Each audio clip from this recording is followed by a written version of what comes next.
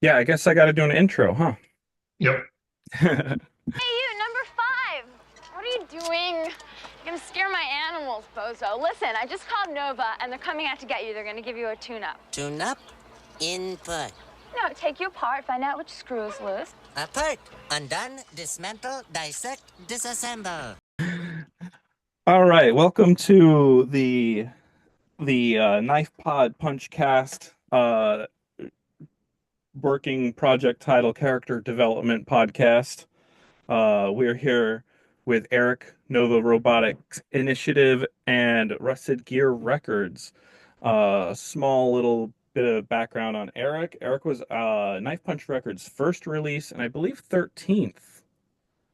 I think it was. I think I'd have to grab my tape to know what my other one was, the EP, but I know the vinyl was 40th because we 40th. did we did the collaboration on the vinyl. So Yeah, yeah, yeah, and yeah. So Eric has been in the DIY scene for a while. Well, a lot longer than Knife Punch Records. Um, Nova Robotics Initiative, your solo project. It's an entire DIY project. You write, record, mix, master everything yourself. yeah, that's right. So my first EP and my first record, I had a friend help me on the drums. Not playing them, he just had his kit mic'd, so I had to go to his house to do that. But after that, everything entirely done here in my house. And like it's the whole point is to try and improve myself by releasing stuff. Yeah, like every aspect of the release, basically.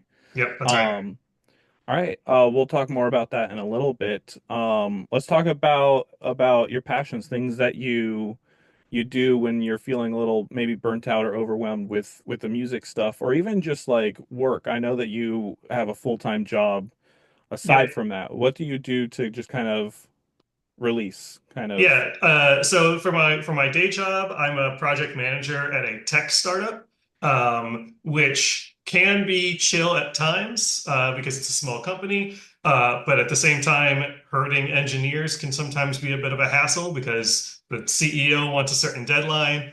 I'm responsible for it, and they're off six of them coding something entirely different, and so I have to kind of like make sure everyone sticks to priorities. So that can get kind of stressful. But what I do, my main thing I do to kind of decompress when work is too much, I live about a mile from a local park, and I go and I bring this scope, which has an attachment on it here that you can hook your phone into, Okay. and I do bird watching.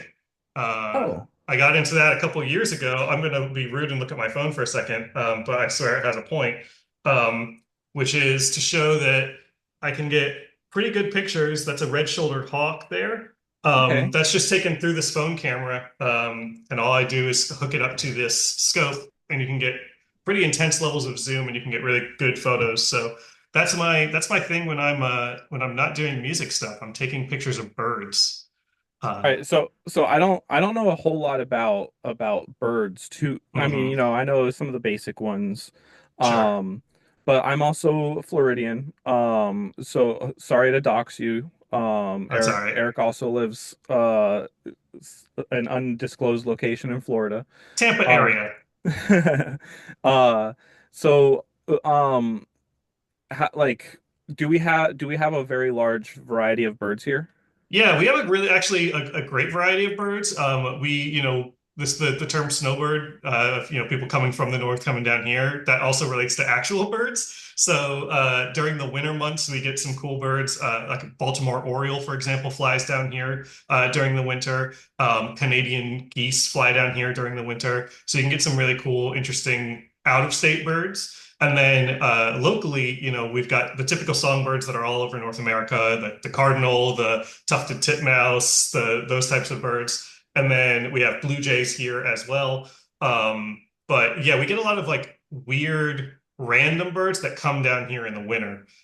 So we have a ton of variety. And obviously, because we're surrounded by water, lots of water birds, ducks, and stilt-legged birds like egrets and herons and things like that.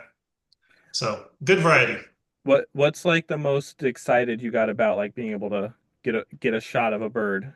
Um, about a year ago, maybe a year and a half or so, I was out on a walk at night, and it was like just after sundown, and I saw a barred owl, um, it was just sitting on the stop sign, just looking at me, and I was like, "Holy crap, that's an owl!" You don't see owls super often because there's it's so late at night, and so that was really exciting. Yeah, it like I just recently had a very short uh like hyperfixation on owls. Like I saw it was a fake photo of an owl that was so large, like it was blown up basically, Mhm. like the owl's larger than it really was. And I was like, that can't be real. And I looked into it and I just got so interested. I was like, it's not that big, but it is a big owl. I don't remember the name of it, but I ended up just like looking into a bunch of them. So I have a general idea of what the barred owl looks like because I believe I remember looking at that one. But Yeah, they've got kind of a roundish head. yeah, Mhm. owls are cool. They're freaky, Um, man. yeah, They'll steal the teeth right out of your head. Do you know that? no, I didn't. If you're sleeping like in the woods without a tent and you have your mouth open, they'll come and they'll yank a tooth out of your head. They're that strong? They can Yeah, just they're really strong. woo. There's like a couple of recorded cases of them doing that. Most people think it's because the victims had fillings and they see like the reflection of the silver or the gold in their tooth, and then they just come and they try and steal the fillings. But there are actual recorded cases of people having their teeth stolen by owls. So owls are basically just like little treasure goblins or like dragons trying to add to their hoard. Yeah, a lot of birds are, especially a lot of raptors. The birds of prey. Yeah, They love a shiny object. Don't know why so do that is I. exactly, but they love it. I mean, so do we. I mean, That's true. if people didn't like shiny objects, those hideous cyber trucks wouldn't be so popular. Oh God, they're so annoying. We won't even get into that, but They're the worst. um, they really are, and they're getting more and more popular here. Um, There's only like two in my area, thank goodness. But every time I see it, I have to scream. yeah, a lot of the ones around here now have the wraps and stuff. Oh, And the worst one, I don't even like it's not as blinding, but it makes it so much uglier is the jet black like wrap. oh, And it's like I'm trying to look like Batman or some shit. yep, exactly. And I'm just like, get a life. Um uh do you share your bird watching photos anywhere, or is that just like a personal project? It's not really a project. It's mostly my thing to like get out in nature and touch grass, as it were. Yeah. And then there's an app called iNaturalist Yeah. that is like real life Animal Crossing. So like anytime you Okay. take a picture of an animal or whatever, you can post it into iNaturalist, and then you get like a little ding, new species, and that's like really satisfying to me. And so. That's the only place I keep them. Technically, it has like a social feature, like you can like look up other people's posts and find their other animals and things like that. But it's not like the main draw of the app. And then every so often, I'll post pictures on Blue Sky when I had like a really good day. Yesterday, that hawk that I just showed, it's a red-shouldered hawk. That was just chilling in my neighborhood, like right outside my house. So I took a bunch of pictures of it and then posted those on Blue Sky. Okay. Yeah. Yeah, I know an iNaturalist. I use it mo mainly to identify mushrooms. Hmm. Not that I ever think that I'm going to pick any, but it's just always neat to know. Yeah, Because there's so many different types and their I guess it's their AI or their something is pretty good at being like, I think it's this and yeah. kind of like Yeah, um the nice thing about iNaturalist, there were other apps that I was using before. The Audubon Society has one, and there's another one that is it's also popular called Merlin. That's through the Cornell Ornithology Lab. They're both really good for birds, but they don't allow any other types of pictures of animals. Whereas iNaturalist has birds and deer and leaves and frogs and mushrooms, like just Yeah, whatever. it's a pretty cool app. I saw it it was being like not advertised, but like I'd look up like how to figure out what kind of, plant or mushroom this is. And everyone's like, iNaturalist. And I'm like, there's got to be some kind of a catch. Like they're probably selling all of my data, but it seems to be when I'm curious, like very curious about it, it's a fair trade-off that to me. I'm like, Yeah, whatever. so at least what they say, it's a little bit more of a noble cause than selling your data. They want it to be like essentially usable to say, here's where these species of whatever are existing, so that like if there's suddenly a decline, like no one's taking pictures of a red-shouldered hawk in Florida anymore. They're like, hey, there might be something wrong with the population in Florida. Yeah. That's their goal that they state. I don't know whether or not that's true, but Yeah. who Hey, knows?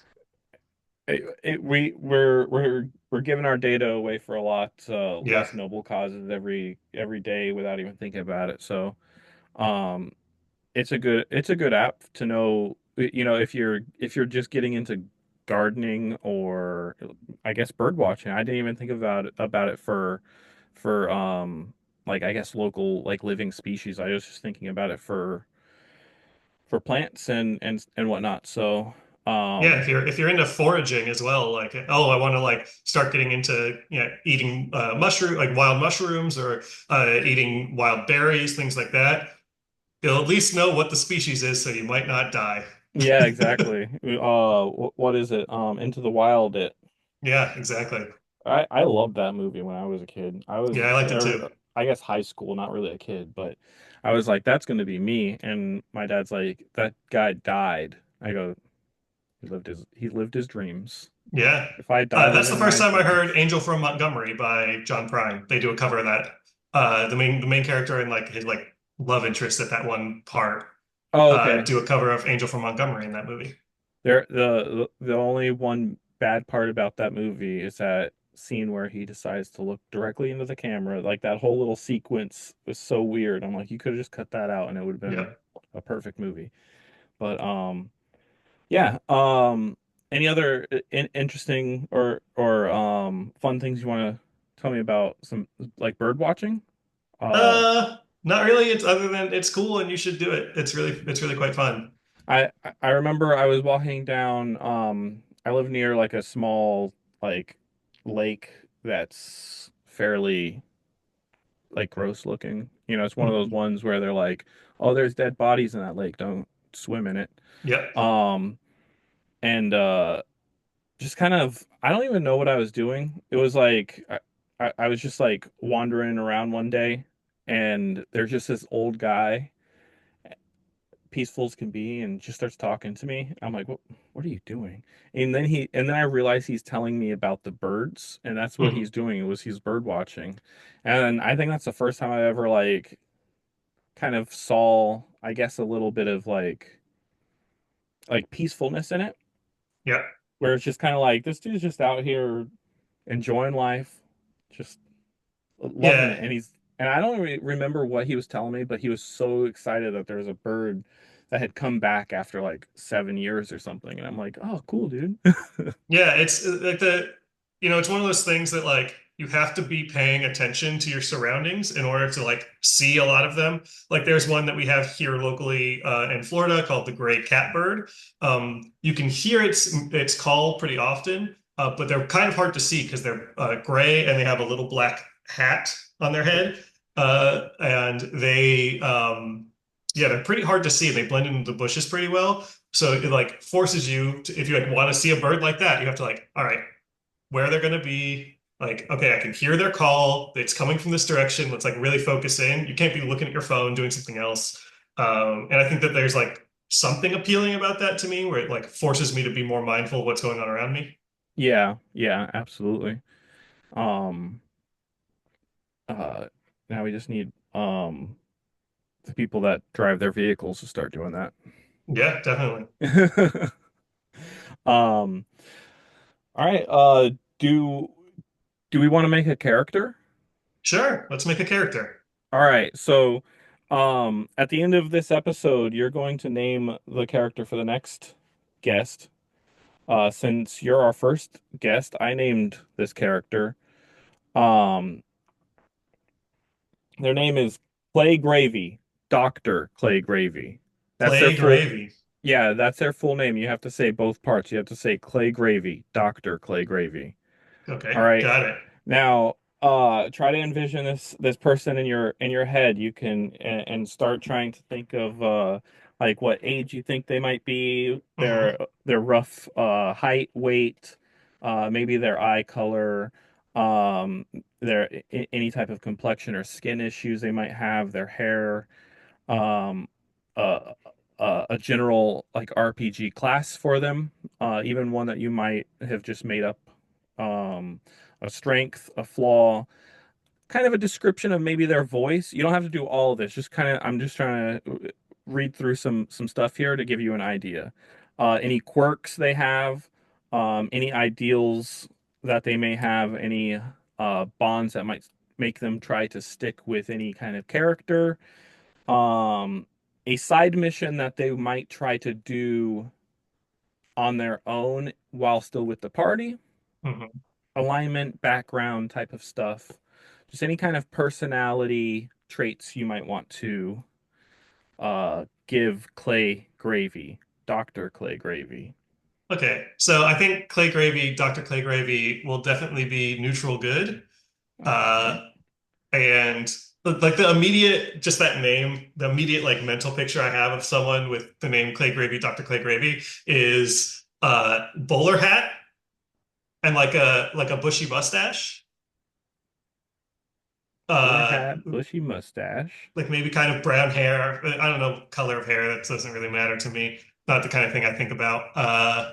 And then like glasses, but those ones that are like just a really thin tin kind of wire glasses. You know what I'm saying? Yeah, Like the yeah, yeah. frames I are know just like exactly. very, Yep. very thin and like the arms are bendy. Yep. That's the immediate face I get. All right. You And have then like kind of a voice description, or if you don't want to try to do a voice yourself, you could just try to describe like nasally or no, I think a little more like a little bit gruff, but not like grizzled, like, yes, I think that we'll go over there. Like that kind of voice. okay. Uh yeah, that's the kind of what I'm immediately envisioning. And then I would say that ideals, because they are Clay Gravy, Dr. Clay Gravy, I think they're like a scientist, definitely in pursuit of science. So maybe class-wise, we're thinking something like an artificer, All something right. along those lines, if in D&D terms, so, an Yep. artificer. Something that uses a lot of like technology or a lot of like tinkering type stuff.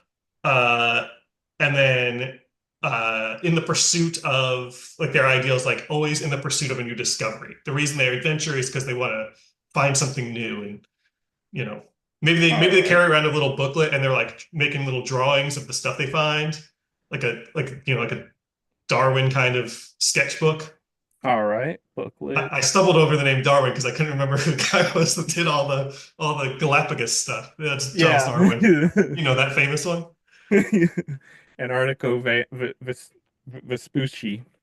Amerigo Vespucci. Antarctigo Vespucci is Yeah. the band. No, it's Antarctica. Yeah. Yeah, that's the kind of the vibe that I get in terms of flaws. Maybe a little maybe a little cold, lacking of emotion. That doesn't like not quite Data from Star Trek, but like has a little bit of trouble reading like why are you so upset about that? Yeah. Okay. Yep. Uh like yeah, that thing died, but that death is natural. Why are you so upset? Yeah.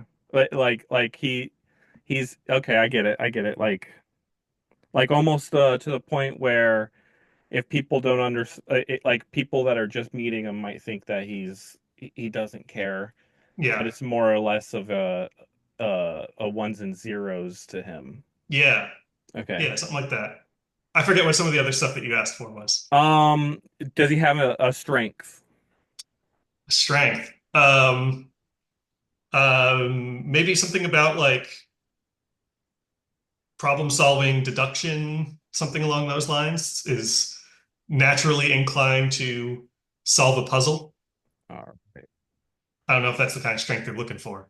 No, yeah, I think that's good because like if these don't have like when we're if these characters get played, if there's not like a way of giving them that, I just give them advantage on like, you know, solving a problem type of deal. Yeah, sure. Um any quirks like whether it's like just a talking quirk or the way that they might like adjust their glasses or just any small thing that like someone might realize if they just take a second to pay attention to them. Yeah, I would say that the glasses thing got me, my wheels spinning, like Yeah. always cleaning before they say anything, they always clean their glasses. And then they're like, okay, like any new situation, they have to like clean their glasses to make sure that they like kind of almost that they have to have the full picture, right? Okay. That Yep. they're seeing clearly before, like to make sure they before they say anything that's like, oh, maybe my vision's wrong and I'm misinterpreting. They have to just like mentally they're preparing themselves for that. Okay.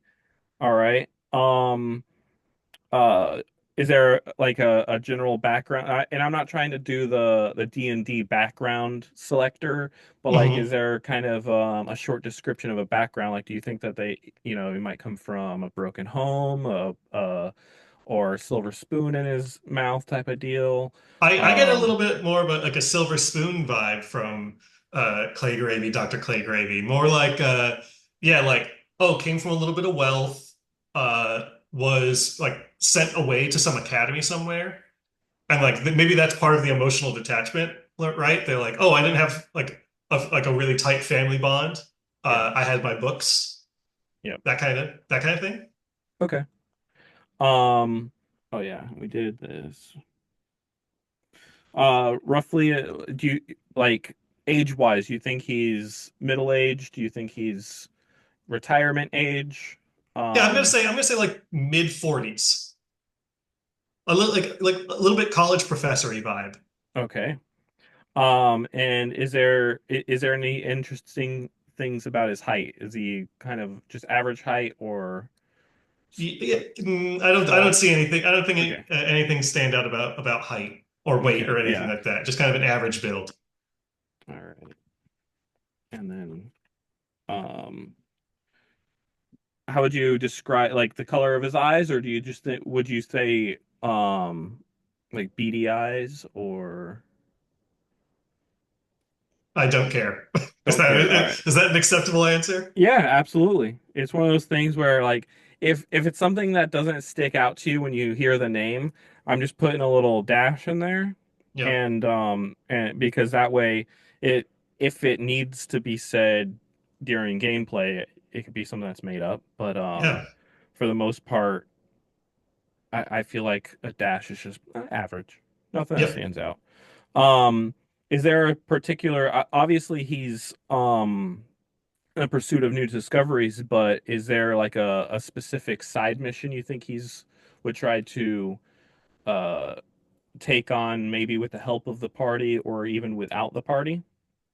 Maybe in like one of his history books that he was like learning from, there was like pages missing. And so he's trying to figure out like this missing time frame for a civilization or something. Like, why don't we have the information on this thing? And that's like his mission is, finding out more about like forgotten civilization or something like that. Okay. Um and then bonds, things that would secure like make him feel very comfortable with a party if the party shares at least similarly or don't go against his this bond. Yeah. Hmm. What ties him to other people? That's a good question. I would say that because his strengths are more mental, that he admires people who are a little more physical because that's something that he is not particularly strong at. maybe something like that. Like he sees strength in basically in community, right? Like each person contributes one piece to the puzzle. Yeah. So I'm gonna put down admires physical strength and community. Does that sound Yeah, I like okay? that. All right. Um, I think we got a pretty good picture of Clay Gravy, Dr. Clay Gravy. Yeah, I think we do too. Yeah, I and would love to then see this character sketched up. I think that he would yeah, look pretty cool. I'm going to I'm obviously going to I'm gonna make character sheets for these and Mhm. probably put them up for free, or if I ever make a Patreon or something, put it up there, and then drop it in Discords and stuff like that. That way, if people are like, "Oh, I want to play," Clay Gravy, Dr. Clay um, Gravy. Doctor Clay Gravy, um, they can. And then also, if we're ever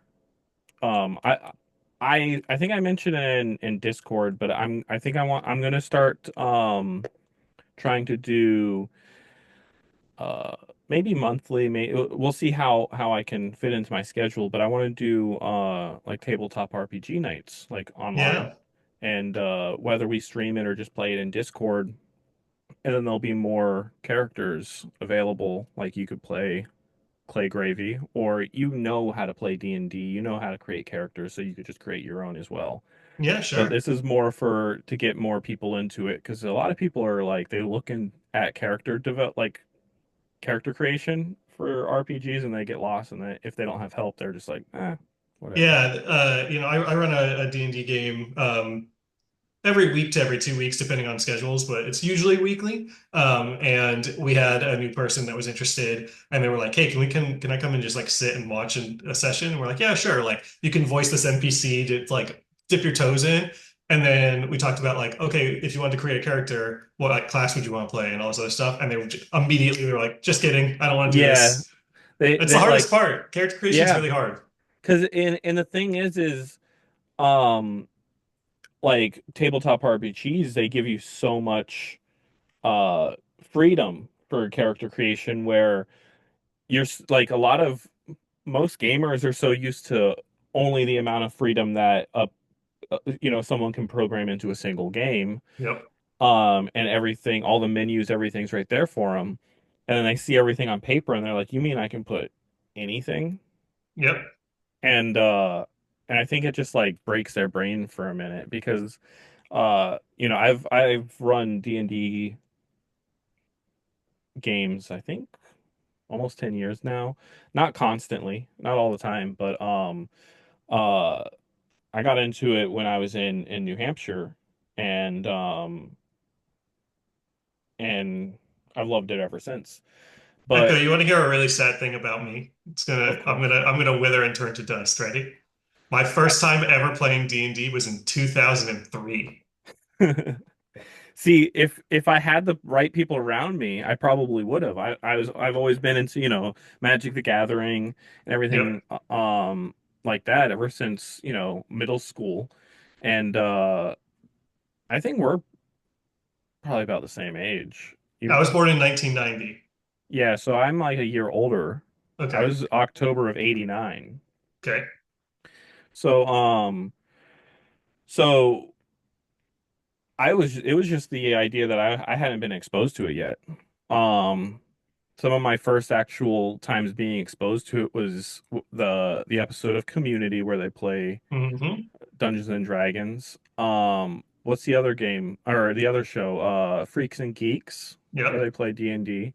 And I Did was you like, know? that You look remember that Dexter's Lab episode where they were playing that D&D game? I actually don't know. I don't It Yeah. doesn't sound familiar. I It's a might good have to one. go back and look. It's I really think I good. have. There's a quote in that I talk about all the time. Like when I'm if when I'm the DM, if I'm running a thing and I'm looking at my notes, figuring out what happens, like, oh, what's the next thing that they're supposed to be doing? There's a part in it where Dexter is the person running it normally, but Dee Dee, his sister, takes over. Yeah. And she goes, "So you're walking, and a dragon pops out, and he's scary, like crazy scary." And if I'm like searching through my notes trying to figure out what happens next in D&D, every single time I'm like, so you're walking and you're walking and you're walking and a dragon pops out and he's like scary, like crazy scary, while I'm searching like frantically through notes. Yeah.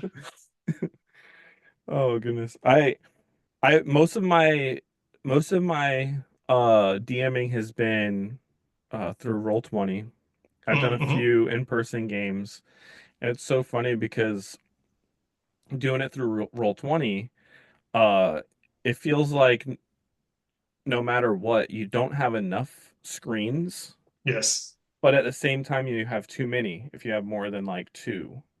Because I'll be playing with like three or four screens, so I have like, you know, the next Notes and character amount of, sheets and yeah, yeah. all up. And then it's like, wait, which fucking screen was it on? Yep. And it'll be like somewhere behind another, window, and it becomes a mess. But it's like there's something great about just like the collaborative storytelling that can happen in Dungeons and Dragons, especially if um a DM has a little bit of a funny bone, and is allowed to, like, I've played with some DMs that are very much like the rules are the rules and you're going to follow them, and I will do every single calculation for a push, a shove, a fall, a jump, everything, and no fun allowed. This is a game and you have to follow by the rules. And I know that certain players love that, but Yep. I'm like, I like it because of the funny times and having fun with friends and kind of, just goofing off. And the rules are there to basically guide us down the path, but some of them can be a little wiggly. Yeah, it's funny. So like when I first started playing, the first DM I had was like very like crunchy as hell, right? Like okay, you want to do this, you need to roll this dice, you need to beat this thing, you need to do that. Like everything was exactly written. And I started with 3.5, D&D 3.5, which of all the D&Ds is like the most number stuff. Yeah. And so he was like very by the rules and stuff like that. But we started like pushing him a little bit because like I was a character that I was a half orc barbarian that my intelligence was so low that I couldn't read. Like, because Okay. in 3.5 it said like here's the base numbers you need to do X, Y, and Z, and the one for reading I was like 1 point below it. So I was like, I can't, my character can't read, and so as a joke at the start of one session, I just started going like ba ba da ba ba ba ba ba, and he's like, why are you doing that? I was like, well, because I can't read. And he's like, you can talk. And I was like, nope. And then like I just ever so slightly kept pushing further and farther and farther until all of our characters were these like weird oddballs because we like took the slight that like the wording of the rule and then like pushed it past its limit. Yeah, yeah. I I always like, depending, like, when I get invited to a new game, I'm like, do I want to have fun or do I want to be invited back? Yep. It's like it's gonna be like it's like if the DM does not like chaos, they do not want me there, because I Right. always pick like the last in-person game I played, I I was a um I multi-classed, I think it was barbarian and monk Hmm. with Tortle, because Tortle has like a natural 17 to armor class or something. And it was like, I think it's level 3 when you get your like totem of the bear, and I was basically just making a tank. And uh the Tortle was an ex-sailor, Okay. like, or I think it was maybe a pirate or something. But it was like one of those things where, turtles seek peaceful life. He was like tricked into it, didn't realize he was a pirate, Okay. and then felt remorseful. So he, you know, being the barbarian, that was his background from being a pirate. And then, uh, when he felt bad about it, went to become a monk type of deal. Yep. And but he still would like, you know, old habits die hard. Anytime he was in a tavern, he would start drinking and just try to become friends with the entire town. And in our first session, he ended up getting like blackout drunk in a tavern and going and setting all, like the town's entire like wheat fields on fire, and then got scared that he was gonna get caught and like jumped off a cliff into the water and like survived with one like health point. The DM was trying so hard to kill me and it just couldn't. Hmm. Yeah. Ended up and I ended up like swimming away to a whole nother island where the whole party was still on the other island with the like burnt down crops, like dealing with the like the legal repercussions that come with that. And I'm like trying to scrounge up a crew in the next port to go back and rescue him, and then we just stopped playing. It's like this is too much. And I'm like, We sorry. we have two quick stories. One, uh my general vibe when I play D&D, because been playing for so long, is when there's a need in the party, I'll try and fill that need. So if the party's like all the like, we've got a fighter, we've got a cleric, we've got all these other people, but we don't have like the fun wild card, then I'll be the fun wild card guy. And so we had a campaign that my friend proposed, and he was the DM, which was everyone's a goblin. But I was like, okay, great. Can I be a hobgoblin? And he was like, yeah. And I'm like, okay, great. I'm going to be a hobgoblin who thinks he's a goblin because hobgoblins are taller.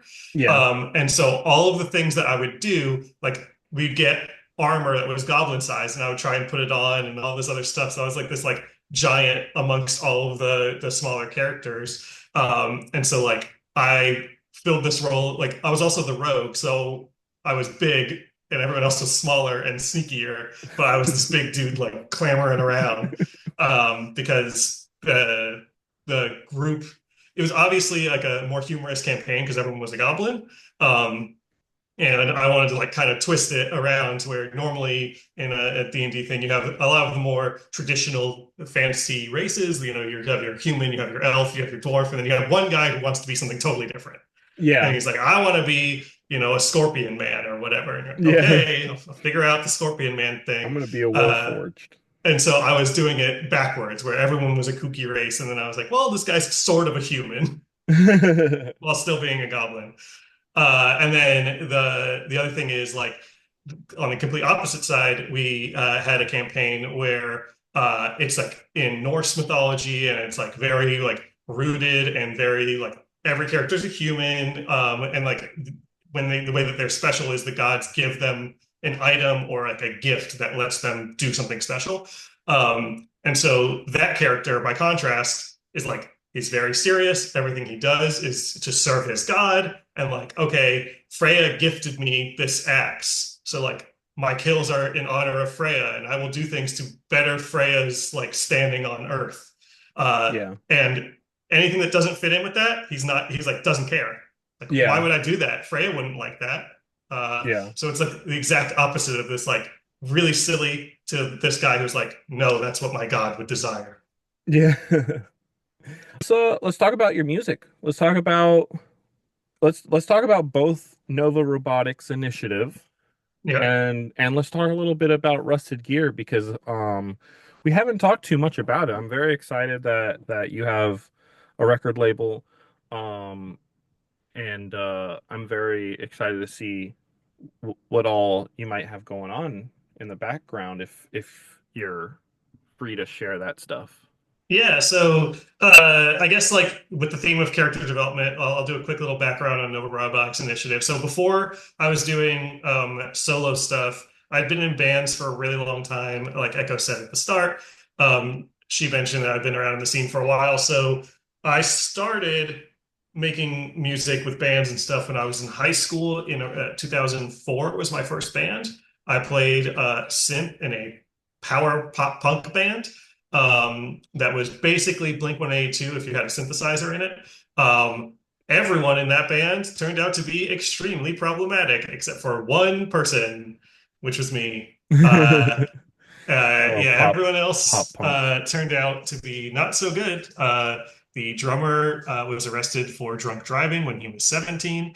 The singer ended up, what he was older than us. He was in his 20s and ended up dating a high school freshman.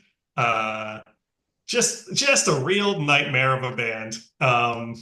The guitar player uh, cheated on his girlfriend with a different girl who he also cheated on. And so we, at one of our shows, all three of them showed up and fought with him while we were playing. Uh, you know, nightmare. But That's the to, pop to punk to make scene the for you. joke, it's a pop punk band. Yeah, not to generalize, but that's pop punk for you. So that was the first band I was in. It was awful. Then I was in an indie band. We did kind of like sort of Neutral Milk Hotel-y style stuff. But it was like a very Fleetwood Mac situation. It was two guys, two girls. It was two couples. I was dating one of the members, and the singer was dating a member.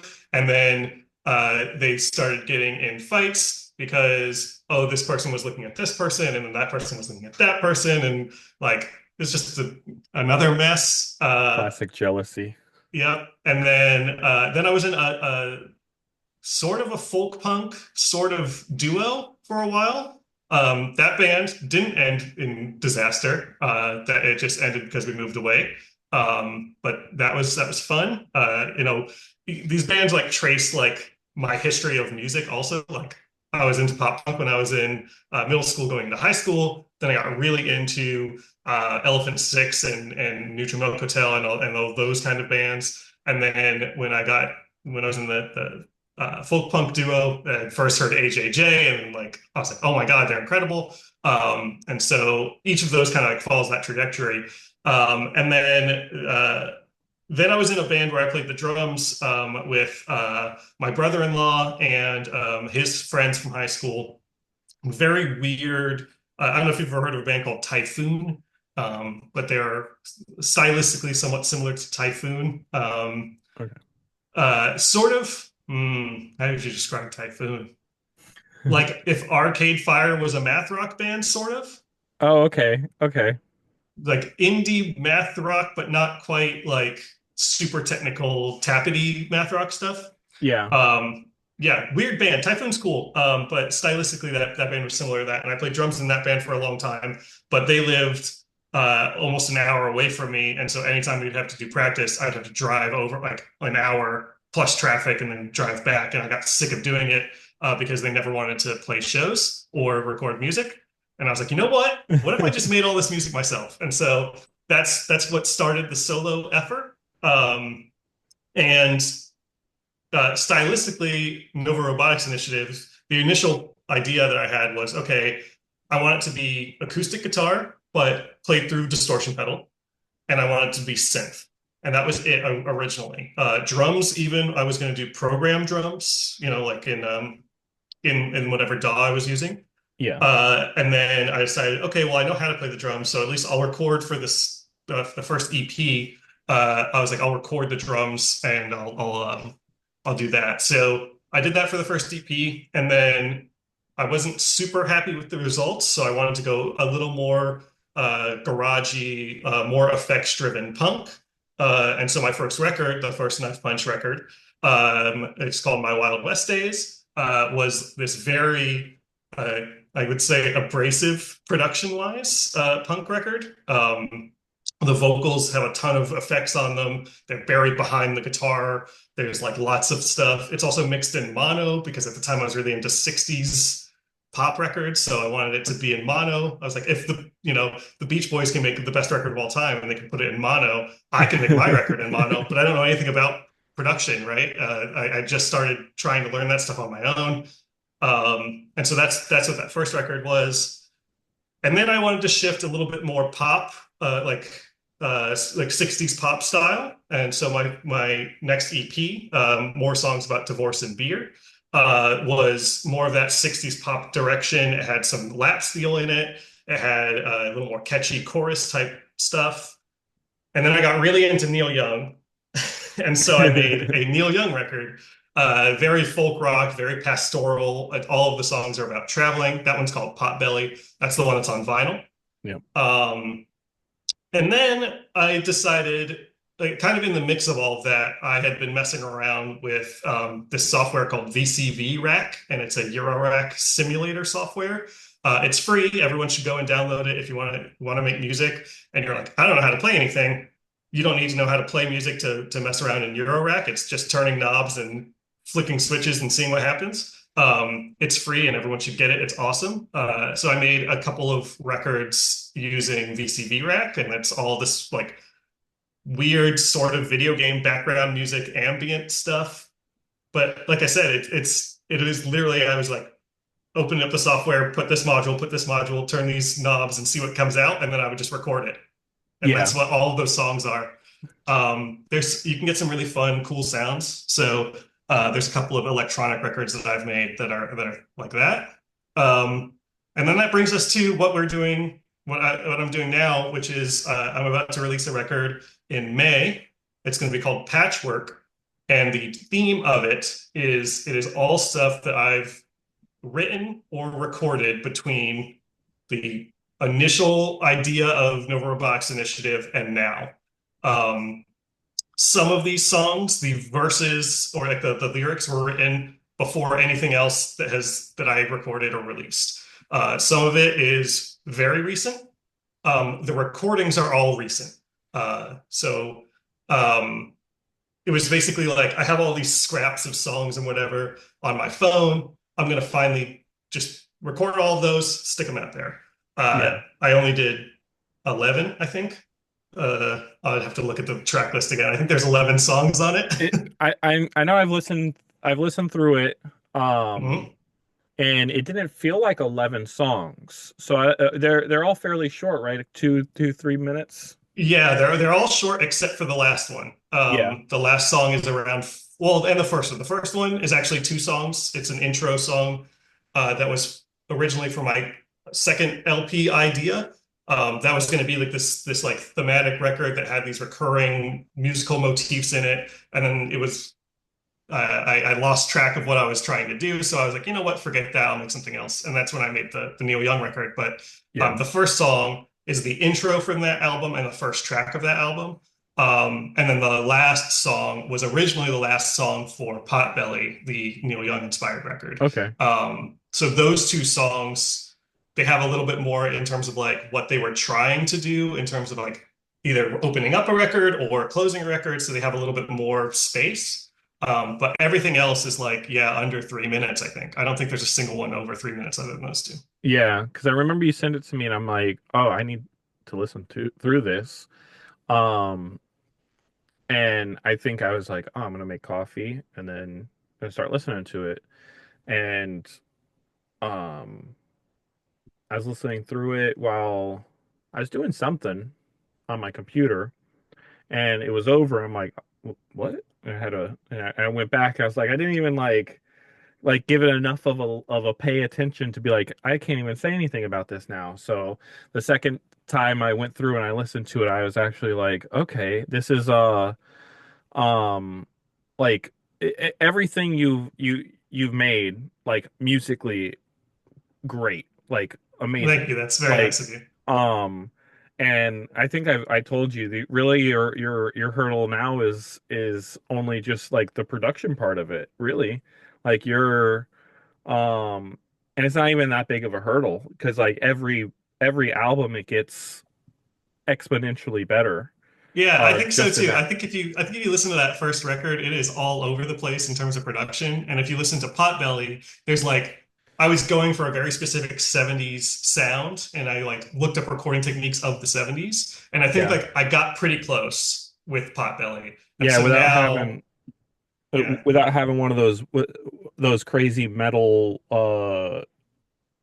I don't even remember. It was the thing that um like Beach Boys and the Beatles and all of them use they were like recorded in this metal drum thing. I yep. don't even remember what it was. I was watching a documentary. Sorry to interrupt you, but I was just like without No, having no, that special $100,000 equipment, that they had exactly. back then. Yeah, and so like so technique wise, I've gotten to a place where I like what I've got in terms of recording techniques. And Patchwork, the new album that's coming out, has a bunch of different styles on it. So some of the songs are much more punky, some of them are much more folk rock, some of them are, there's a couple of acoustic ones on there, and they each are like they each have a different style in terms of how I would want if I was listening to that record, how I would want that production quality to be.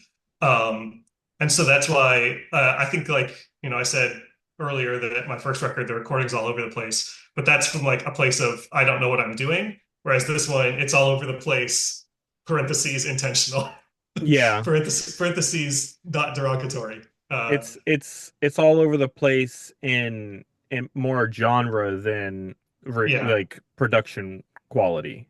Yeah, Um exactly. and And part of the inspiration of that is like the band Guided by Voices. okay.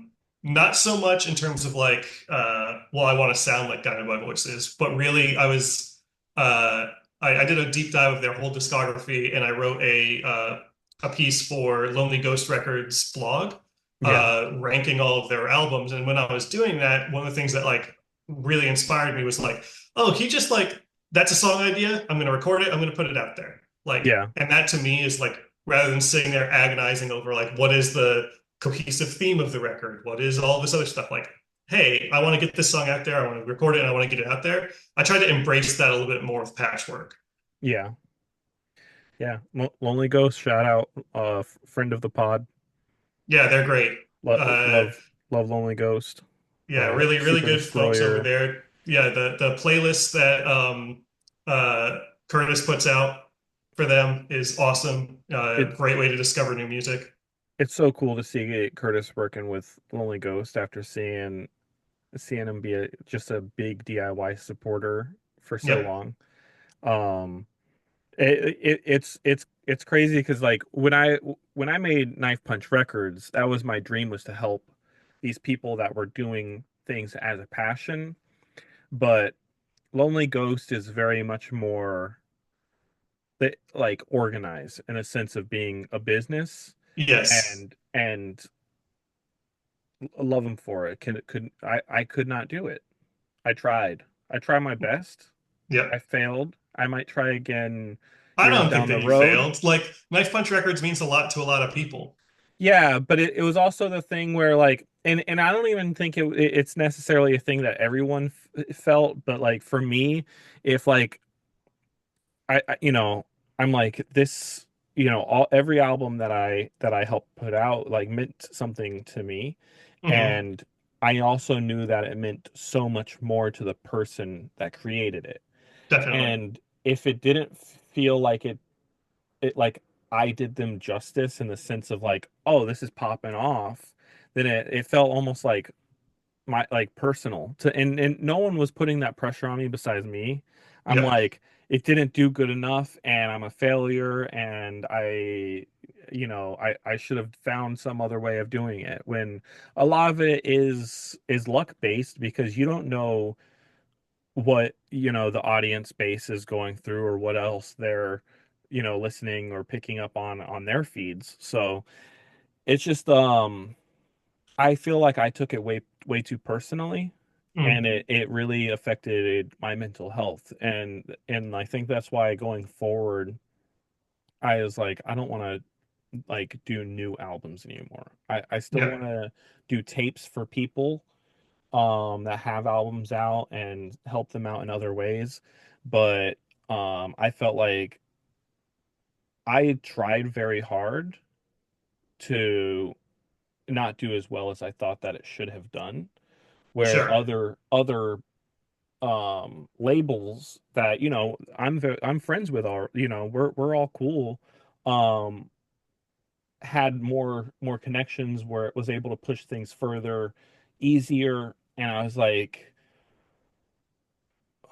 why not let them do it? And I can do Yep. something else. I can do something that I'm actually enjoying and I don't take so personally. Um, and it took me a while to like, I guess because a lot of time for a while, like you said, it was, important to a lot of people. And I didn't want to like let those people down by being like, I'm not doing this anymore. Um, but I gotta do what I can do, and Yeah, uh, totally. and that way I don't keep letting more people down by, whether it's actually letting them down or not. It's to me it feels that way.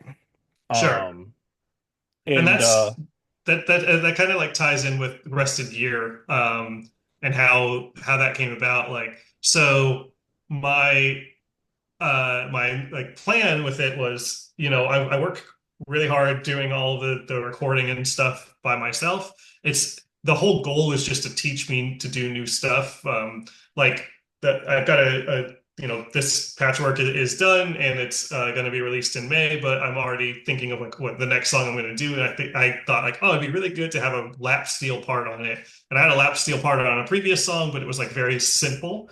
And so like my goal is I want to get better at lap steel so that I can put that part on this song and not have to like rely on someone else to record that part for me. yeah, Um, and so I was like, well, I'm already doing that with the recording of the music. Why don't I also then do it for, publishing the songs and trying to find, press stuff and anything that I want to do.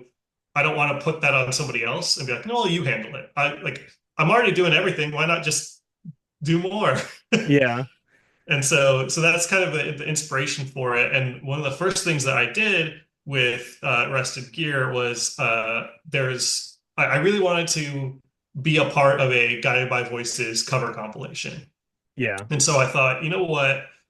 Why would I like waiting to see if someone's going to put one on and like try and get on it and everything like that when I could just put one out? And yeah, so part of the reason I started the record label was if it's a thing that I want to see happen, I should just make it happen. And I put out that cover compilation. I was like, I got everyone's agreement when I was doing it because another like thing that I've absorbed over my time, being a big Jeff Rosenstock fan, is my music should be free forever. If you want to listen to it, you should be able to listen to it. He still puts every single thing he's ever recorded for free on his website. And so I figured I want to do the same. So on Bandcamp, all of my music is for free, and I got the buy-in from the people who did the cover compilation. Like, it needs to be free, and if they do want to pay for it, I think we should donate all the money. And so that's kind of what Nova Robotics Initiative and Rusted Gear Records kind of stands for. Is the music is free. Anything you want to donate should go to something important because I do well enough with my job that I don't necessarily need that money to survive off of. Why not help people that need it? Like Patchwork, a lot of once it comes out, anything that is sold from Patchwork will go to the LA wildfire relief stuff that's going on there. Potbelly, everything that was sold from Potbelly went to the Trevor Project. So it's a thing that I just feel like I don't need to make money off my music. I can just make music, and that's yeah, the fun. That's the reward for me. yeah. Uh, So, so if you're someone that's trying to increase your Bandcamp collection mhm. numbers and also looking to give to a good cause, purchase Nova Robotics Initiative, Rusty Gear Records stuff. Um, Eric has always, since doing anything with Knife Punch, has always donated um, all stuff from Nova Robotics Initiative to charity. Yep. Um, so yeah, Yeah, if it's free on Bandcamp or pay what you want on Bandcamp. Like I said, if you just want to listen to the music, then great, get it for free. Pay $0. That's fine by me. If you're like, you know what, I got $5 lying around and that could go to a good cause, donate it, and then I'll organize all of that and I'll get it to the right hands. That's kind of what I stand by. and if you can wait till Bandcamp Friday, so Bandcamp doesn't take the what is it 10%, 12% on Bandcamp. 12% of what would go to charity. Um, uh, I was gonna say something else. They There's did something else announce, I by the thought. way, that they are doing Bandcamp Friday. I don't remember if it was this week or next week. They also waived their revenue share for the wildfire stuff. Okay. Um, And then they announced they're doing Bandcamp Friday again. Patchwork is coming out in May. The Bandcamp Friday in May, I think, is May 2nd or something. So that'll be the nearest Bandcamp Friday for you to pick it up. Or pick up all the other stuff. Who cares? Yeah, pick up the whole collection. Yeah. Um, and tell your friends. And also, 2025 is the year of owning your music. And again, cancel your Spotify subscription, cancel Apple Music, cancel Tidal. I don't care that they have the highest stream per, percent of penny per stream than any of the other ones. Um, Literally going on, and my rule when I buy an album that's name your price for me, I I I just do $1 per track. If an album's 10 tracks, that's $10. Yep. And that's $10. I'm trying to think how many streams is $1? I think it's a couple 100,000. On Spotify, it is, I think it's 1 million Yeah, for $1. for So $1. Yeah. so even if you sat there and played that shit on repeat, you're not getting them $10. And you can give a band that is actually creating the art and putting in the work and doing the whole thing a nice crisp $10 bill, or you can give some ballhead named Daniel a $10 bill that he's not even gonna fucking know your name. Yep. Uh, Why? Yeah, Huh. totally. And the thing about like Bandcamp that's nice at least is you can if you buy a digital release, you can download it and Yep. then you can have it forever.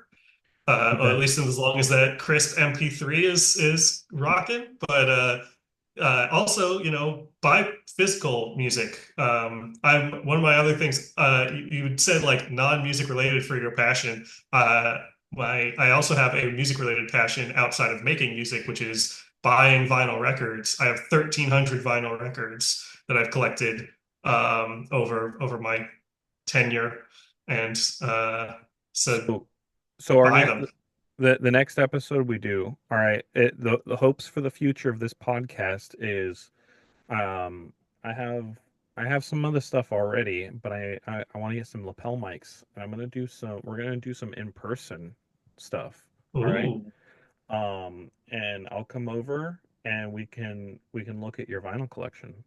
Yeah, That could be the whole episode is just talking about vinyl. that'd be pretty great because I have a bunch of stuff that I really like that most people wouldn't necessarily expect from me. Like I said, I have 1,300 records. About 28% of them are jazz, Yeah. which you don't normally expect when you look at me. You're like, that guy doesn't When like jazz, but Once I you love say it, jazz. and like it might be because I know you a little bit, but once you say it, I'm like, I see it. Yeah, I see the jazz in you. yeah, All the jazz hands. yeah, and this behind me, for the video watchers, this is a vibraphone, a travel vibraphone. It locks up into a little suitcase, but you can take the top off of it, and it's like a full functioning vibraphone. And it has Because wheels. it has wheels, yeah. Because sometime in the future, not anytime soon, but sometime in the future, there will be a jazz Nova Robotics Initiative record that I record with that. Oh my goodness, I'm excited for that. Yeah, We gotta bust out all the big juicy sounding microphones.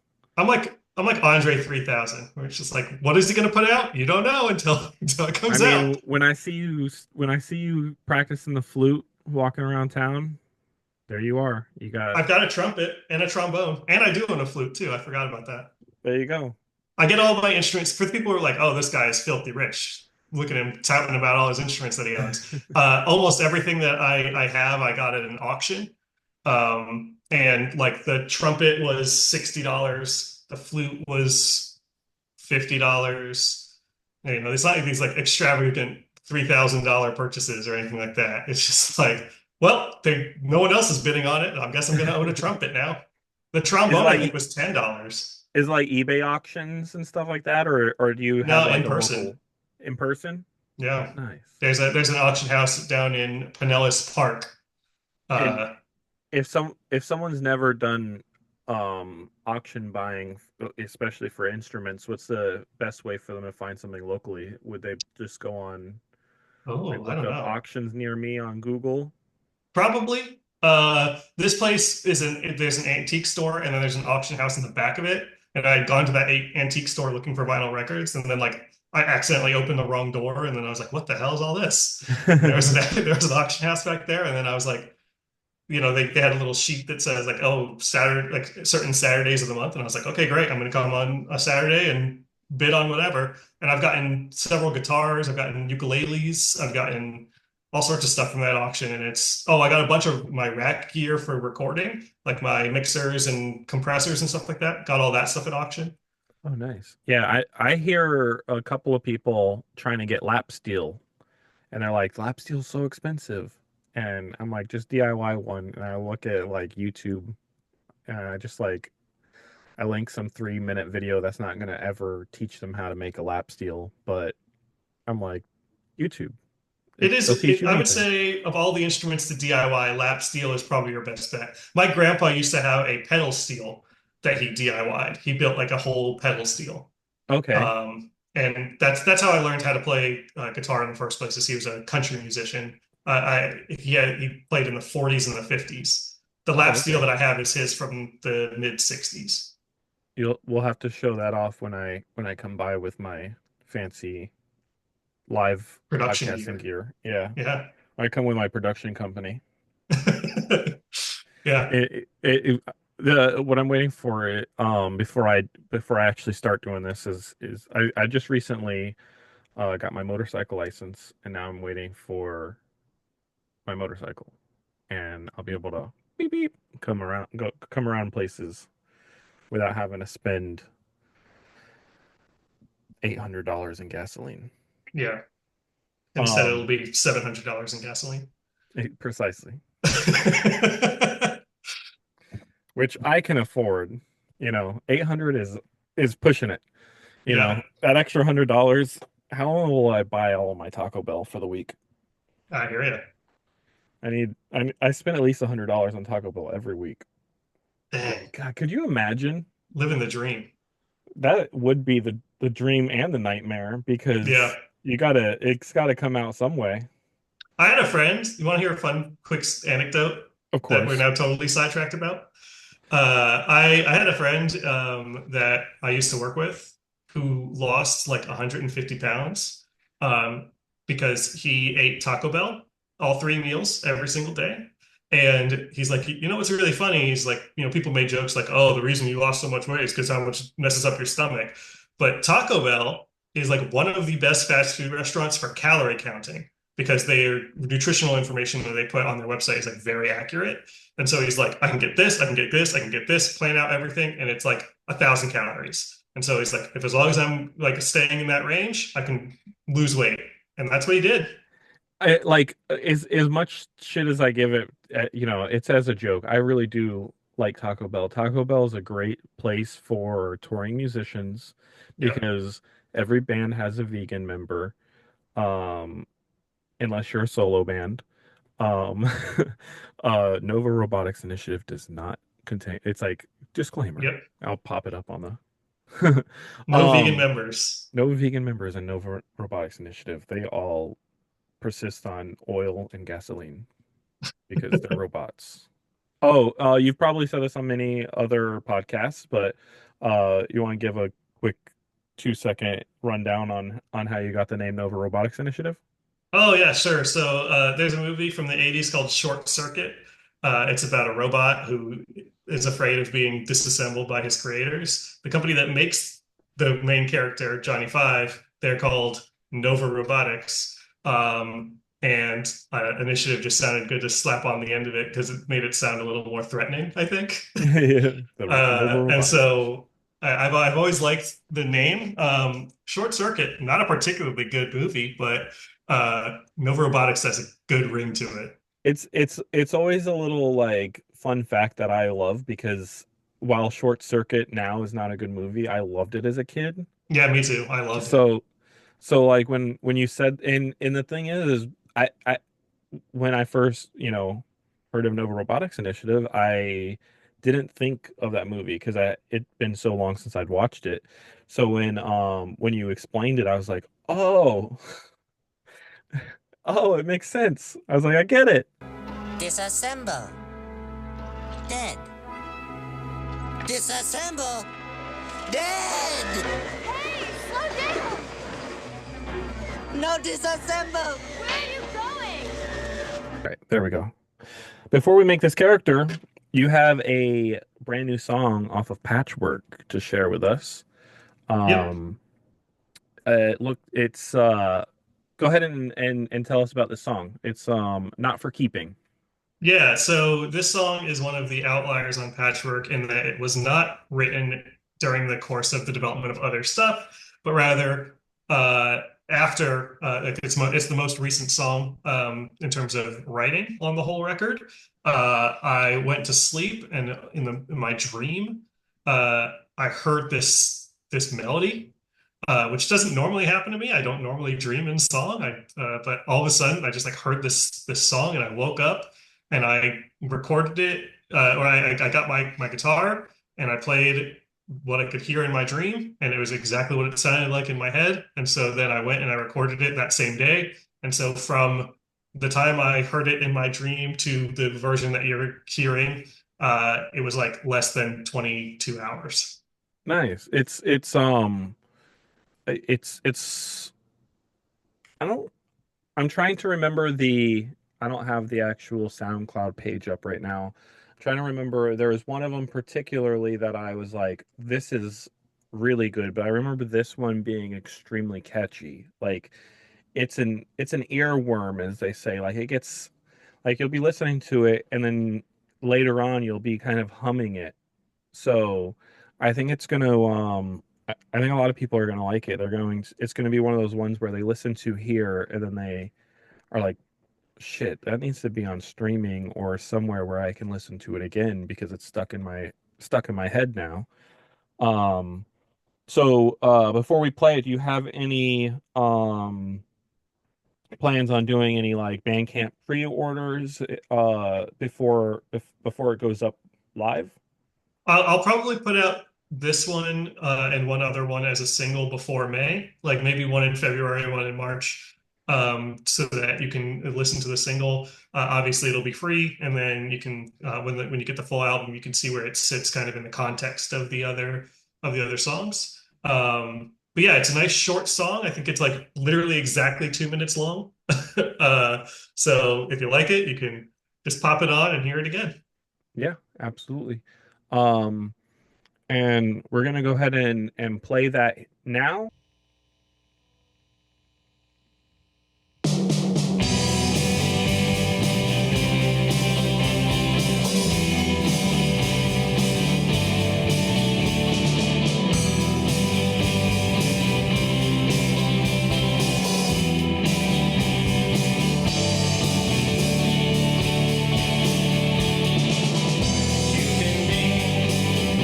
My armor, who knew you could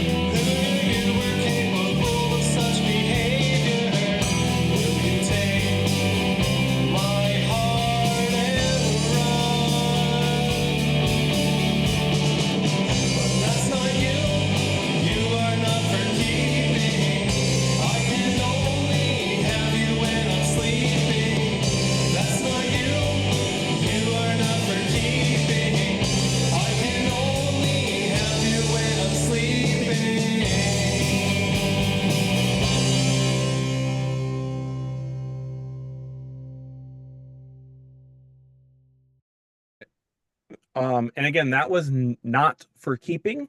Going to be on Patchwork in May. Do you have a date yet, or are you still trying to I figure out? think I'll have to look. It's whatever that Bandcamp Friday is in May. I'm going to Okay. release it on that day.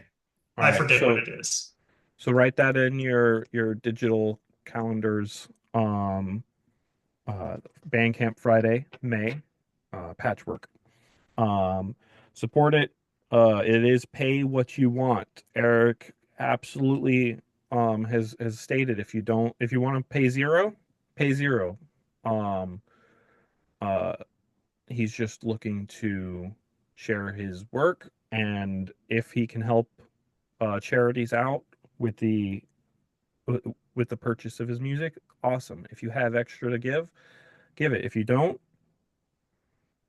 Get some free tunes. give it to someone else, or go buy a Taco Bell, a whole Taco Bell. Um, okay, Eric, the video game character. Yeah. What kind of what kind of a fighter or class do you think this that you would be in a video Is it, game? are we talking me? So yeah, it's gonna be a version of you in a all right, let me set up the world of this video game for a second. Okay. It's basically like our world. Greed, capitalism, etc., has led to the downfall of society. Um, there are now the, all the companies are now one company, one big company, the company. Okay. They they cause mass um, terror just in the name of the shareholders. So far, what a big fantasy we're living in. um, Now the company has developed an artificial intelligence and a units of robots that for a short moment they played around with the idea of having them be able to learn and adapt to situations. This was their biggest mistake because some of those robots a- attained free will Okay. through a virus. So the only two races there are is robot and dancer. I mean human. Um um and I'm sorry. The main idea of this video game, all right, is it's a little silly. Uh you are it is a band-based party. So all of the party members are using musical instruments, Okay. and they're all basically you are going and quitting your job. Well, not you, but the main character. Yeah. And this entails a boss fight. You have to beat your boss to proceed. And you go and collect your friends, which are your bandmates, and help them um, defeat their bosses, and all up the chain. The boss of you know the different bosses of capitalism, different bosses of the world, and it's going to be an RPG with very little there's like very little minimum random encounters. It's Hmm. basically going to be like if you've played like Shadow of the Colossus, where they're all boss Yep. battles. And all of the smaller battle type things that happen throughout will be um there'll be optional ways of getting out of them, dialogue, doing cool trick moves, stuff like that. Okay. So your character, being a party member, is going to be an optional band member because going back to the idea of the older Final Fantasies where you had more party members than slots in your active party, Yep. Um, you get to pick um kind of a class that you would see in like D&D, and I will develop it into kind of a um if you're like I'm a warrior, but I'm also like my specialty is guitar, I'll find a way of doing that. Like your weapon will be guitar, but you're now using your guitar for warrior shit. Or if you Cool. want to be a Okay. ranger type of deal. So this is kind of what we're working with. And if you've played like Final Fantasy and the limit break happens, that's gonna be you get to activate a solo. So when you Okay. do your limit break, you activate a solo, then you pick one of the band, party members to do the solo, and then it's like a little guitar hero, like you push the buttons at the right time type of deal. That's what the basic gameplay is going to be like. Okay. So with I'm that I background, got I got it in my head. all right, I'm a drummer because that's what I learned how to play first. So I've got drumsticks. okay, I also am my primary thing is I buff the other party members. okay. I'm more of a support character. That's And then awesome because I was going to my make drummers as support characters anyway, there you go. because I was like, that's exactly what it is in war. You got even in Lord of the Rings, which is based off of true story that we all know, the they marched with the drums and the drummers were there for the battle. Yep. Yeah, so support character. My thing is like I buff other people by playing the drums. Also kind of supports my whole like, hey, you gotta help the community kind of thing. Yep. Um, and then what the limit break is with this drum solo. I don't know what effect it causes. Makes everybody uh, invulnerable for 2 turns or something. I'm assuming it's turn based. All right. Yeah, it is turn based. Um, I'll let you figure out how long the effect should last and balance and all that stuff because that's hard. But yeah, and that's I think definitely making them something. not be able to die is like a good thing. Yeah, and it's definitely something I'm going to play with and tweak. And after I have some, uh, a couple of good little battles with some programmer art, I'll start letting people play around with it. Um, do you have like so since it's going to be a 2D little like shitty drawn uh Undertale, Mother Earthbound type of game. Uh, you got a color palette of the clothes that you might wear, like your So typically, uh, real life Eric wears. So I've got my beard. I always wear a hat. It's important to note. Have to have a baseball hat on my character. And okay, then typically when I'm at home, if it's a chilly day, I wear a forest green cardigan, like a dark green cardigan. okay, forest green. We got beard hat, forest green cardigan, And and I what always wear jeans. and jeans. Okay, I think that'll be good enough to make a little sprite out of. Yep. Um, Your okay, you this is gonna be something that's in there. A side mission. My side mission, since like there's a lot of themes of robot stuff, maybe my maybe the side mission could be we like find one who wants freedom and we like make him Johnny Five. Okay, Like he says no disassemble and we have to put him in the back of a white minivan and then he has to read books really fast. that's perfect because there was actually a storyline I was writing that required something like this to happen. So this is gonna tie perfectly into something I already have. Um, let's see. Um, I think a lot of a lot of the stuff, is there any like quirks, flaws, strengths that you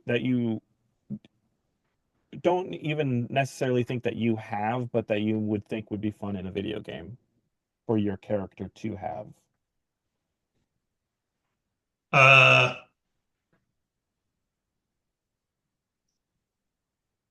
well, in real life, you can call this a flaw. If I'm going anywhere and there's a bird that I see, I point out like, "Oh my God, look at that! It's a whatever bird," to the point where everyone gets very annoyed with me very quickly. That will be if like we're driving in a car, I'll be like, "Look at that! Look at that! Look at that! Look at Would that!" would you, all right, so here's something. Do you think that you would know the name of the bird just by seeing it? Or like this is video game you, okay? So you can have a little bit of exaggeration, or do you think it would be just a that's a bird, I need to like research? Because cell phones will exist in this game, so it could be a thing where you're like, I need to look up this, see what bird this is, or do you think you would just know? Uh, in real life, it's like 50-50. So uh, I'll let you decide if which one's funnier.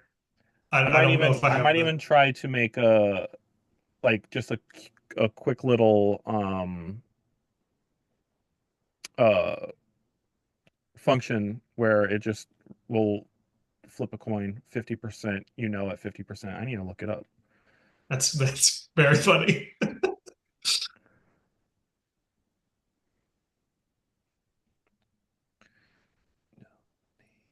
Okay. Um, is there anything else you'd like to give your video game character? Uh, whether it's, you know, bonds, ideals, um, anything like that?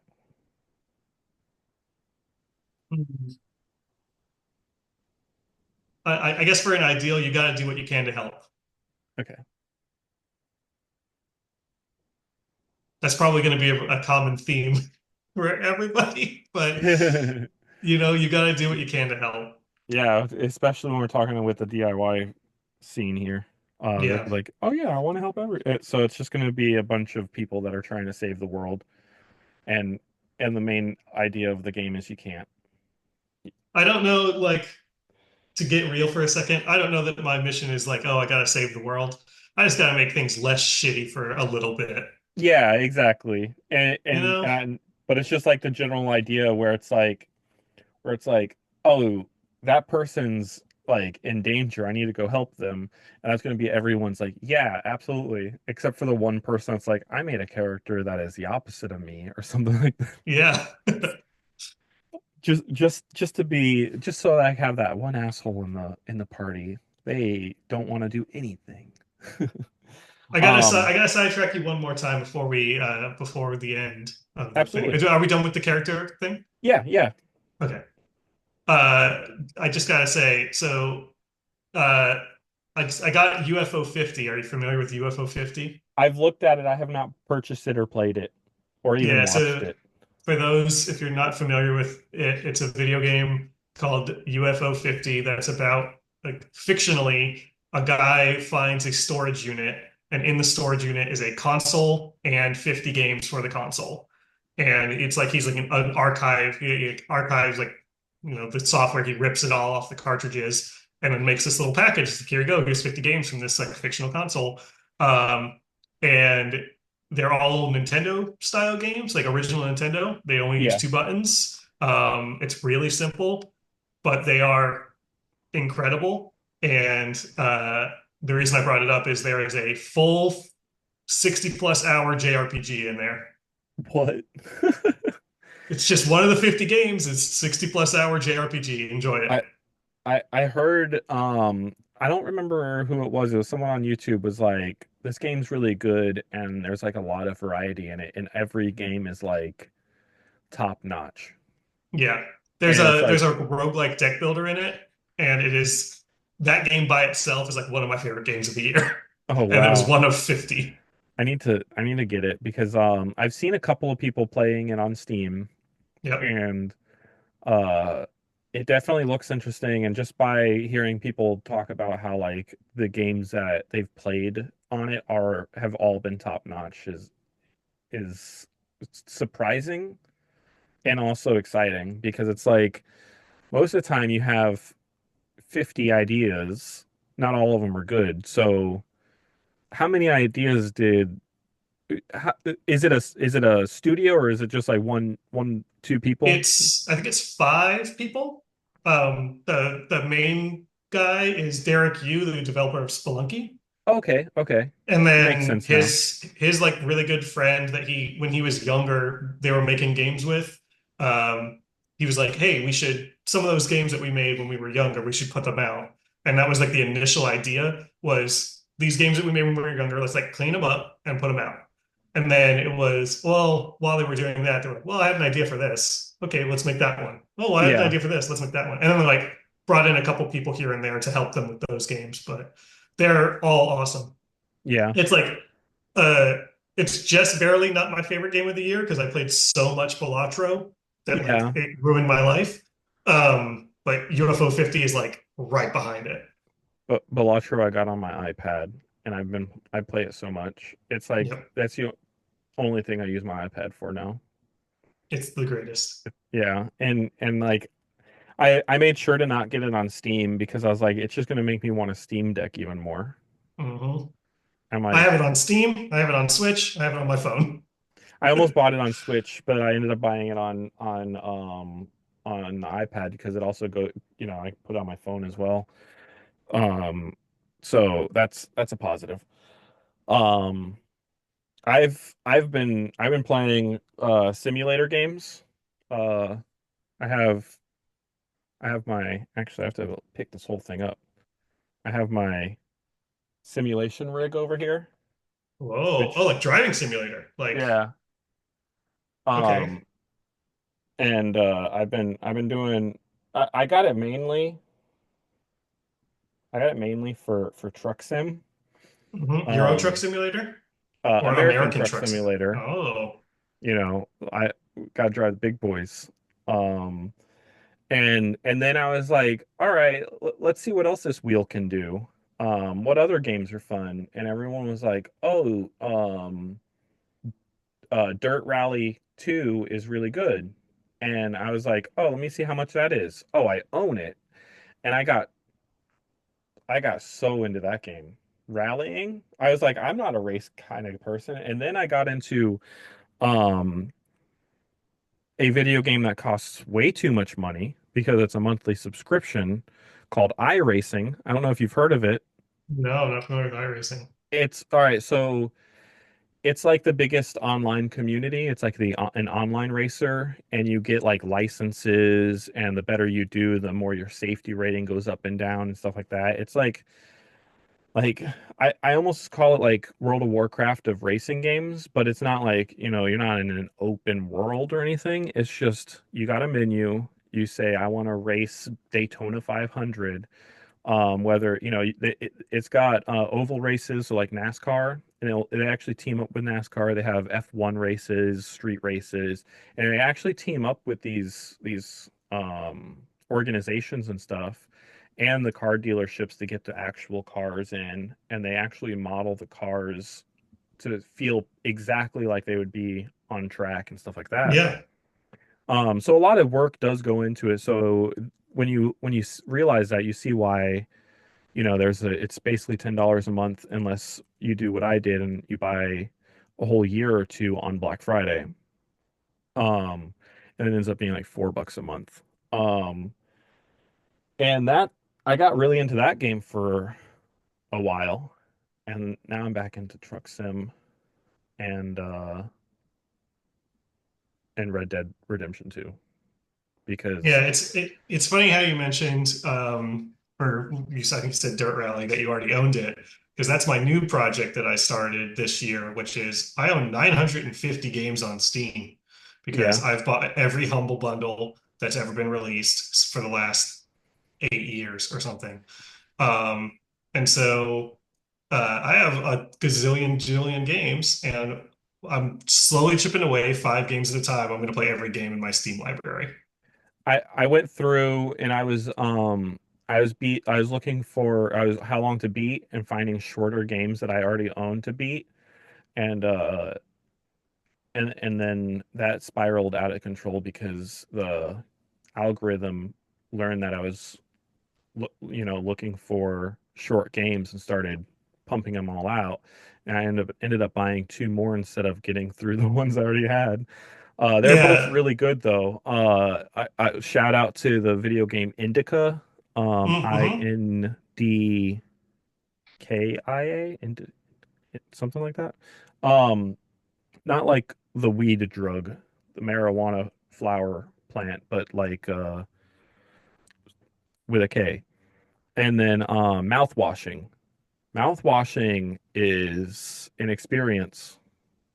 Go in that with no spoilers and play that game.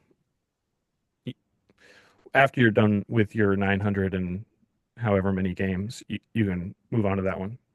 Yeah, I'm not trying to beat any of them. I'm just trying to boot them up and at least be like play like an hour of every game that I own. But there was one that I came across called Xenoclash 2. It's Oh my, made by the people who made Rock of Ages and published by Atlas, the Persona people. And I was like, well, that's kind of a cool pedigree. And I launched that, and it is an absolute fever dream nightmare. And then I was like, but it's in the same way, really cool. And I never would have seen it. Like I've had it for forever, but I never would have seen it if I didn't try and like play every game I own. I think I played the first one like when I was in high school. And I got so like I was like, this is such a cool idea. Like back then it felt like such a cool idea.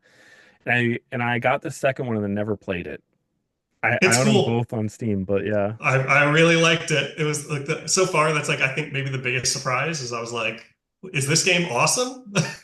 I I just uh I just re-downloaded because I haven't played it yet.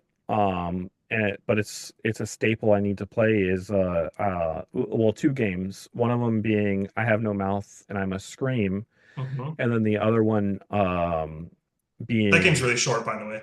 yeah.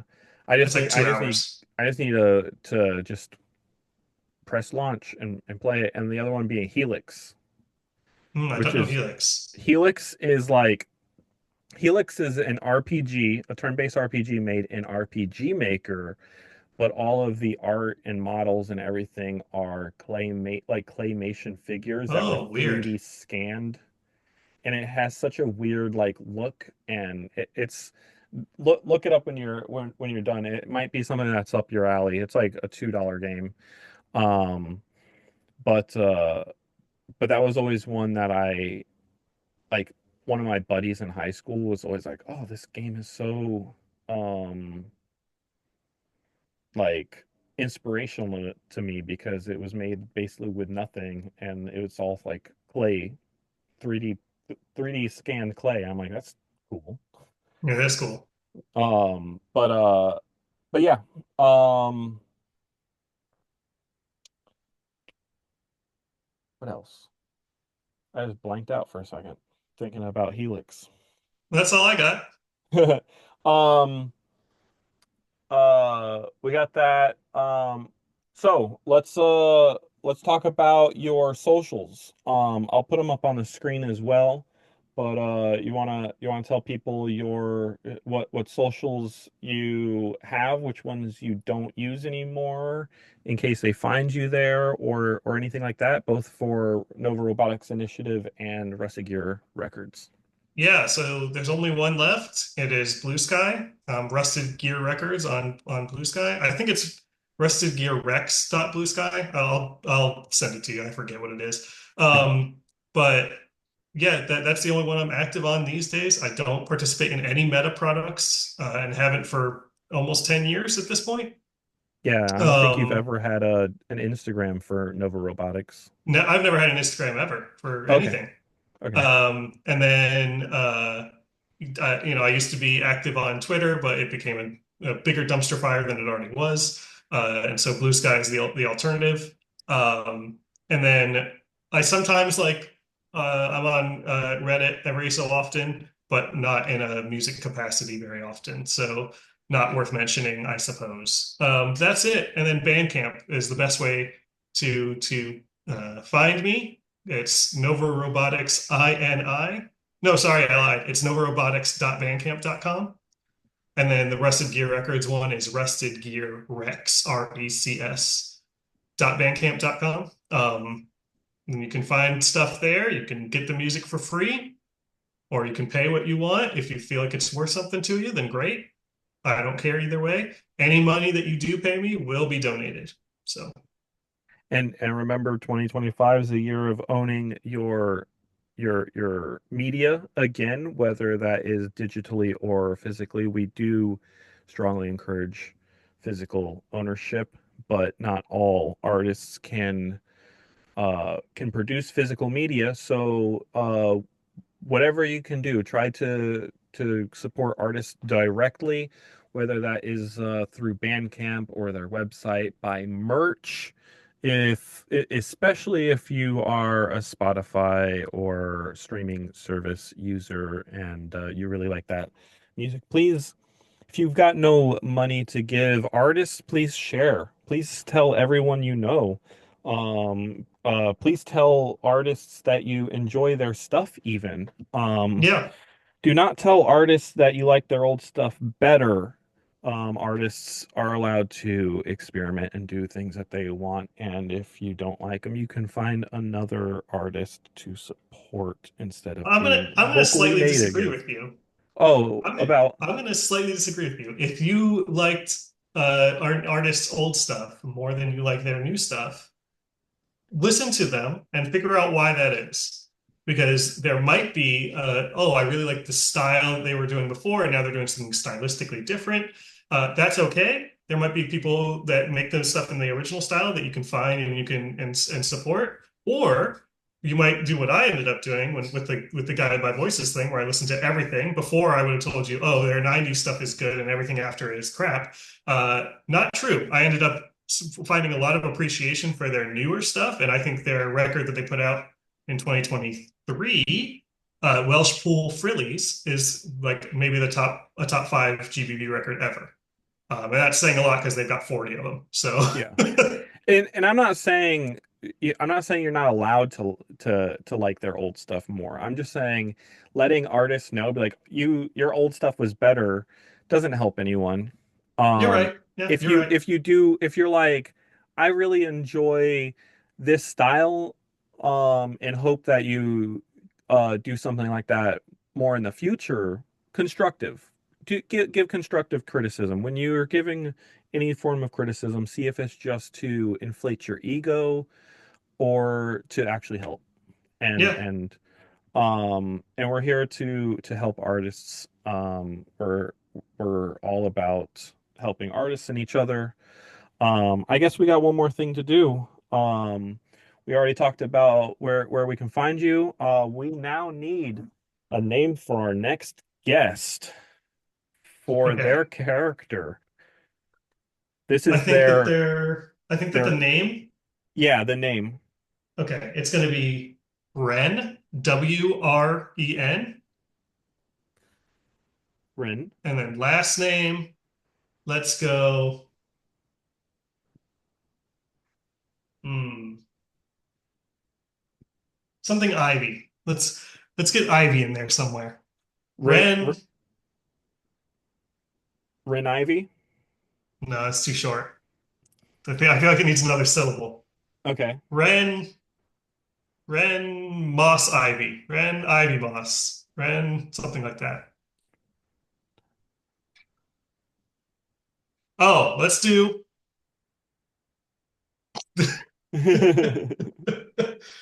Let's do.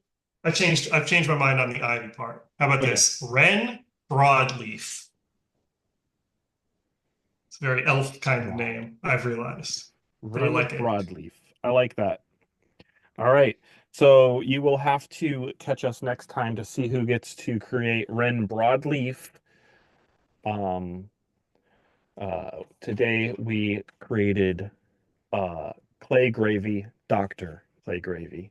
That's right.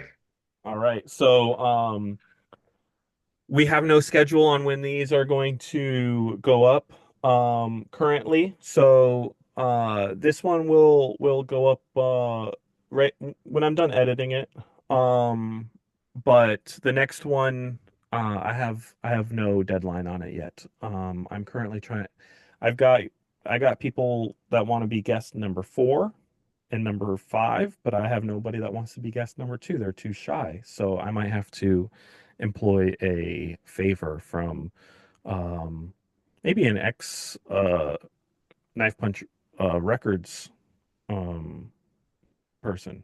Maybe I'll Uh, get like Vivi or Bird on. yeah, I that have would to be go, pretty sweet. or I just follow the Knife Punch launch sequence, and I have to go find Dougie Flesh. Yeah, All right. that'd be awesome. All right, Eric. Once again, Eric is Nova Robotics Initiative and Rusted Gear Rex. That stands for records if you don't know. That's right. Um, and Eric has been a huge help to Knife Punch Records, Knife Punch, and myself. Please support him. Please support the things he does, and please support the people he supports. Um, thank you very much. It was really great talking to you. It Yeah, was thanks for good having me. to pop on camera for the first time in 2 years, and I'm excited to do it. Do you have a cat right there? Is that a Yeah, cat ear? You gotta show it's that's you gotta show your cat before you leave. That's the new rule. that's If you roast have a beef. if you have a cat or a dog, you have to show it first before you leave. Roast beef? Yeah, roast beef. Did you find it like behind an Arby's? No, he's named after a character from Apewood. Ape You're familiar wood? with Apewood? No, I'm not. Is that a That's your anime? homework. No, it's a web comic Okay, I'll from check the it out. early 2000s. It's very, very good. I'm looking at my phone just so that I could look it up so that I don't forget. It's the best. Apewood. Ape Everyone go wood. read Apewood. Okay. All right. Thanks for having And me. that's Eric. Please uh like, subscribe, do whatever you're supposed to do wherever this is. If you are an audio listener, thank you for listening. And I'll talk to you all next time. Thank you again very much, Eric, for being the first Bye. guest. Bye.